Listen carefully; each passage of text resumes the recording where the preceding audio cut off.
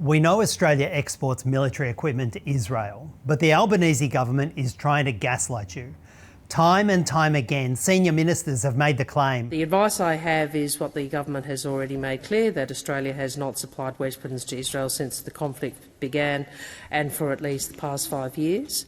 Not only is this untrue, but Minister Wong's own department publishes information which shows that over the last 5 years, Australia has provided nearly $10 million in arms and ammunition to Israel, including as recently as October 2023. Even the head economist of Minister Wong's department admitted.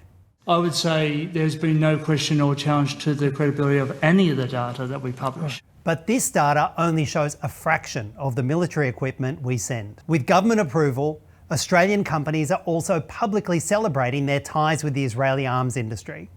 For example, there's the Tasmanian-based Currawong Engineering, which makes the engines for Israeli Thunder B drones.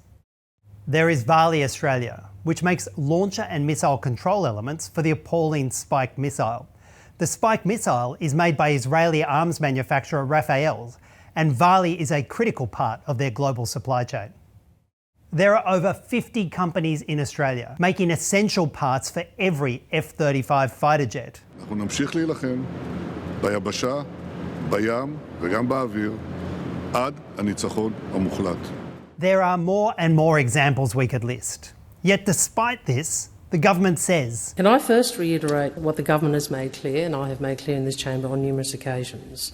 Australia has not supplied weapons to Israel since the conflict began and for at least the past 5 years. What makes this even more frustrating is that Minister Wong's colleagues have taken photo op after photo op at the very arms manufacturers that are making these weapons that apparently don't exist. Here are 3 federal Labor MPs, all with big smiles, gathered around one of these very drone engines at Currawong. Here is Defence Minister Richard Marles at TAE Aerospace, just one of the many F-35 suppliers in Australia. And here's Prime Minister Albanese at Vali, the company deeply involved in the production of Spike missiles.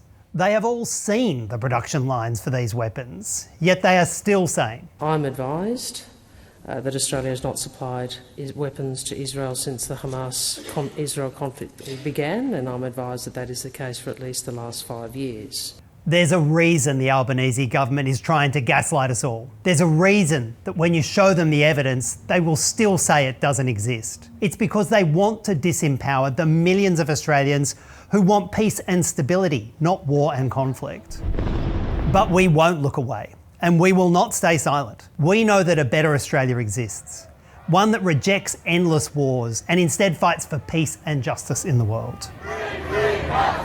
Enough is enough.